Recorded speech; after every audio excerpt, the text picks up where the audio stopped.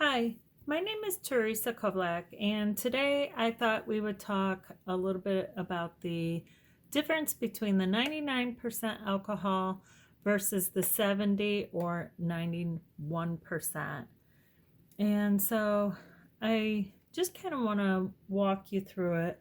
We'll be using a couple different inks today. We'll be using the Amethyst made by Ranger, and we'll be using the Amethyst made by TREX. These are two of my favorite brands. Love both of the brands, so it's both a really good product. So we're just going to go ahead and put some of that ink on there, and we'll go ahead and put another little strip. And really on that 99% alcohol, go ahead and we're going to put these, get a little dripper full. So the 99% alcohol has less water in it.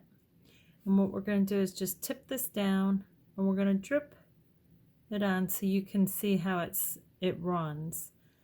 And it's a really smooth, vibrant. And we'll let that run. That is the 70%. I'm going to go ahead and tap that down, and then we have the 91%. We're just going to let that run through there. Now, I usually use the 99%. So if you've watched my other tutorials, the one that I'm always using is the 99%. I do like that it runs smooth, but 91% alcohol works just as nice. So if you only can get the 91% where you're located, that is great. I know right now with the shortage of alcohol and all the craziness in the world right now, it's really hard to come by.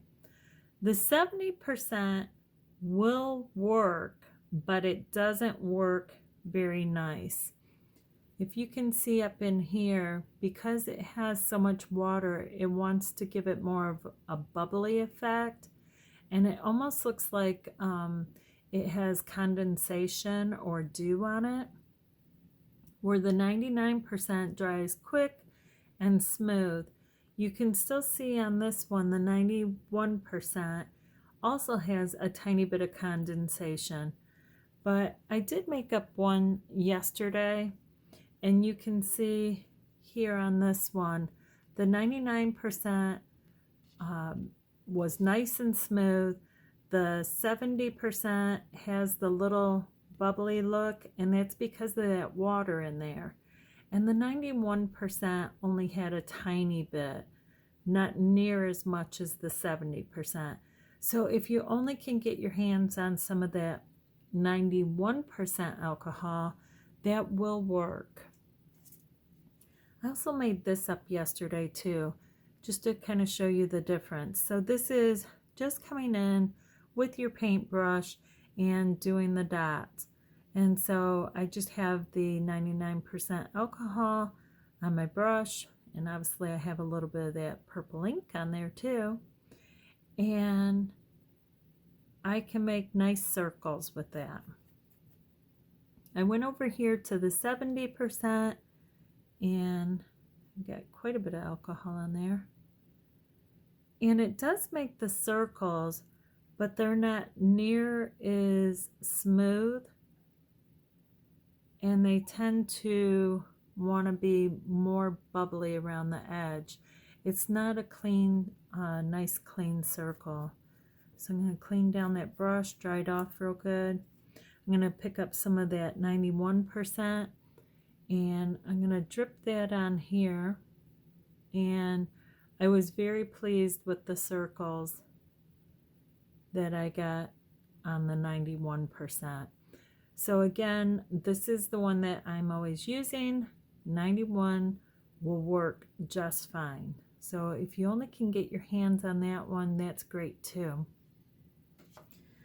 So here on our little paper that's been sitting and drying on its own, you can see here where there's a little bit of that condensation look. And if you like this look and you like this effect, then pick up the 70%. And this is the 99% here on this edge. So we're going to set that over here. I also want to show you, you can pick up the blending solution. So this is the blending solution made for Tim Holtz Ranger collection. And there's also a blending solution with the TREX. And I found these here work just fine with each other. So if you have the TREX inks like this, you can also use the 99%, or I'm sorry, the blending solution with the TREX inks. This is one that I did using the two different colors, both brands, and it worked fine using the opposite. So you can mix and match if you're out of alcohol. And also I wanted to let you know that when working with the inks and the different between using the alcohol, it is going to work a little different. So this here is a tile, and it does work a little bit different, but not major. We'll go ahead and put some of that ink on.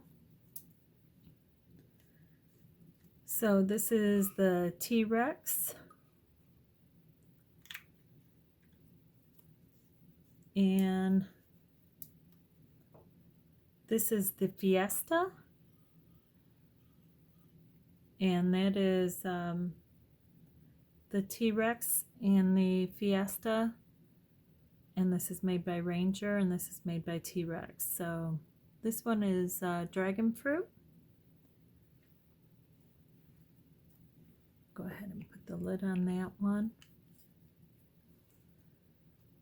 So we have our inks down here, and we're just going to grab our paintbrush, and I want to just show you that you know, blending on the tile, it can be a little different than using the paper. And I must have had a little brown in my brush there, but that's okay.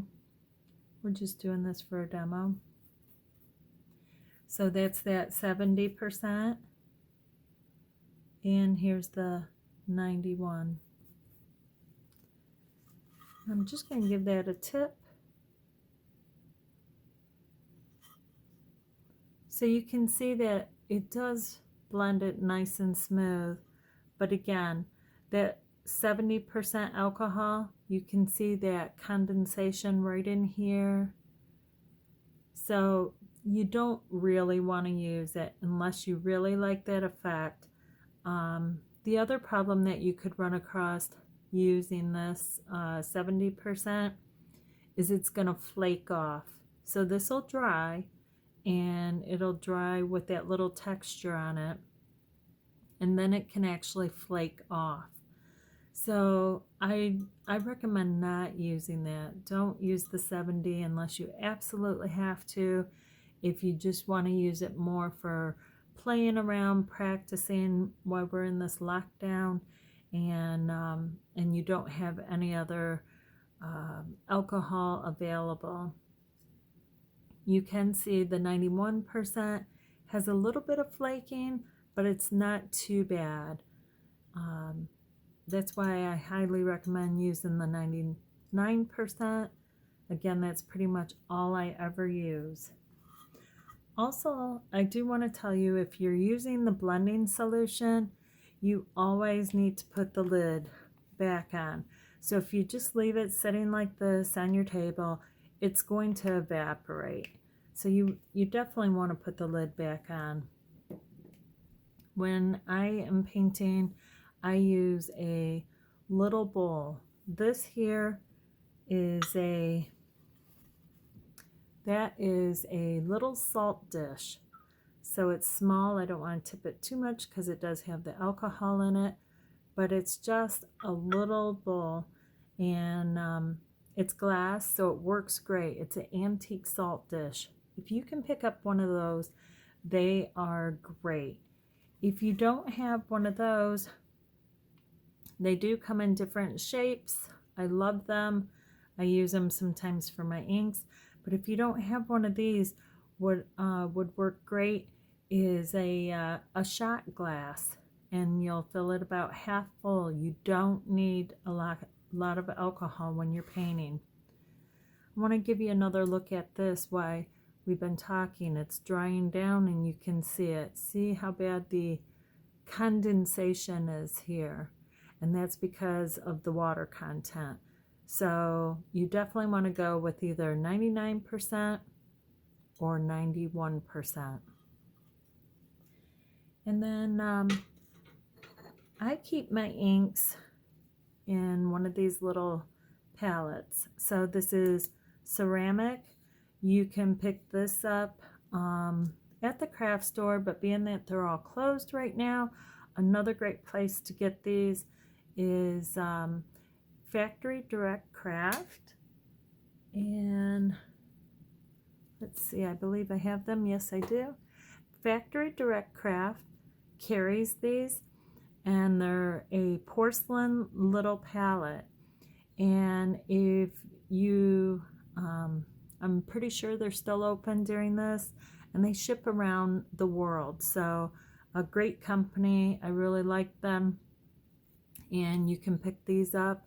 You also can pick up Christmas ornaments from them too. So they're a great company to have around. So we're gonna, oh, I want to tell you. So on my palette is how I keep my inks. So I have lots of these, and I have different colors in them, and they're really nice. The ink doesn't climb up them. I do love these, and so my ink can dry in there, and then when I want to go use my ink, I keep my 99% alcohol in my extra bottles. So I keep all my extra bottles. I just run a piece of tape around it, and then I know it has that 99% alcohol.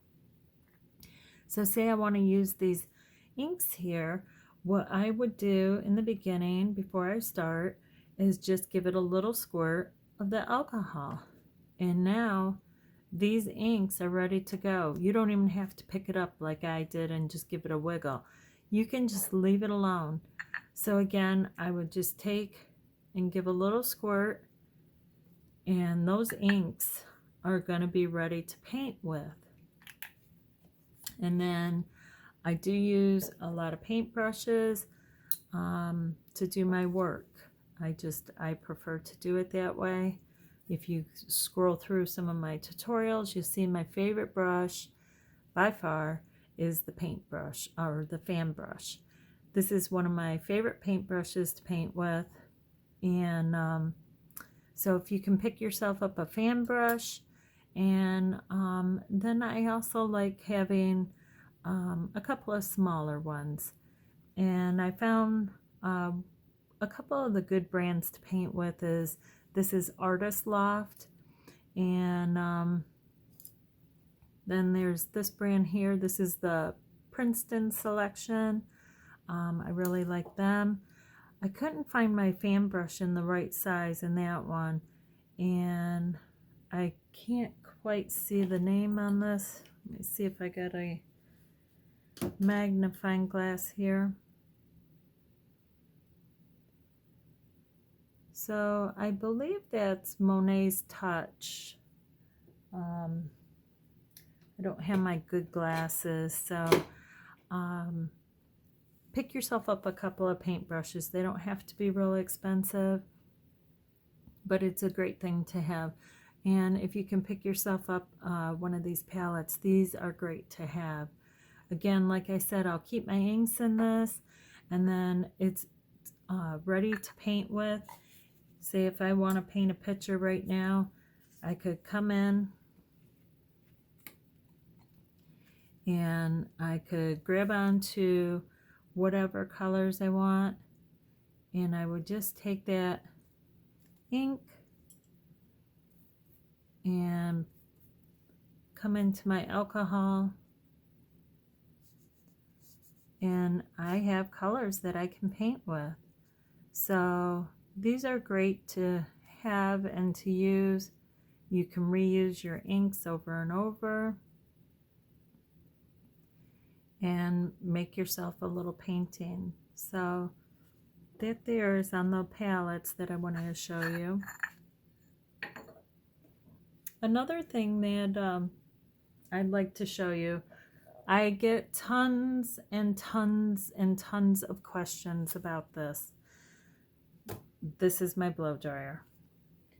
A regular, ordinary blow dryer like this one works just fine. You don't have to have this. I like this because it's easier for me to make my tutorials, but having a regular blow dryer works fine. Now, those of you that really want a blow dryer, like the one that I have, it looks like this. So this is made by Conair, and it has the curling attachment to it. So it is the Volume Series by Conair Hot 1.5 inch curling brush. And I have so many questions about this. I have to let you know, on this blow dryer, it's not a necessity. It's a nice little tool, but if you don't have it, the regular blow dryer works just as fine. So if you can pick one of these up, that's great. But right now you can continue to paint with the other ones. And since we're doing that, I am going to tell you, I do use a heat gun sometimes. I don't use it all the time, because if you are using it on the Yupo paper or the craft plastic, it will bend it and warp your paper. The only time that I really use the heat gun is, well, before I had my blow dryer, I would use it. And then also if I'm doing a big project and I'm holding it way, way far away. But the heat gun works good for the tile. You can actually heat up your tile a little bit and then put your inks on, and it'll help it dry faster too. And last but not least, I just want to go over putting on a spray sealer. So if I am all done with my project, I usually let it set overnight. If I'm in a pinch and I'm running behind and I was supposed to have it ready, I will go ahead and make sure it's good and dry, blow it down, and then I will seal it. Now that I am using the TREX inks, I'm a little more careful about sealing my artwork. So before, when I was just using the Ranger brand, I was first putting down my varnish, and then I would do the UV resistant. I am now almost out of this and won't be ordering anymore because I am now using TREX and Ranger together. I love both of these inks, the ink companies. I like both of their products. So now that I'm using these two companies together, the TREX doesn't like that last sealer. So now I am having to seal all my work. It's still made by Krylon, but it's the UV Archival varnish. This is all I'm using now. I do buy mine in a gloss just because I like that finish. Once I am done with this product, I won't be ordering it anymore because I don't want to have to worry of, did I use the TREX inks or did I not? And the other nice thing is this one here doesn't have the UV and the varnish together. So in turn, I have to use two different products. So I get the UV protection. And the reason you want to put the UV protection on is it will keep your colors on your artwork. And that's very important to me. I want to keep my color. So this is all I will be using now. So these are some different products that definitely recommend. 99 is preferable, then 91 if you can't get the 99%. And I didn't know you couldn't see this one. So the 91% would be my second favorite, where 99% is my first favorite. And I hope all of you are staying safe out there. If this tutorial was helpful to you, please give me a thumbs up. That lets me know that you would like to see more of my tutorials, and you can find my work on Instagram. I'm pretty much going to stick over to Instagram just because Facebook is making it too confusing. And so I see some of you over there, but I'm pretty much going to be on Instagram now. So if you want to see more of my work, like this nice little pretty piece I did last night, come on over and see me on Instagram and you can see some more of my work. I do have other tutorials out there, like making these bracelets. So if you haven't checked out that, check out some of my other tutorials, because if you like this one, I'm sure you'll like the other ones. Again, my name is Teresa Kovlek. Thanks so much for joining me. Stay safe out there, and happy painting.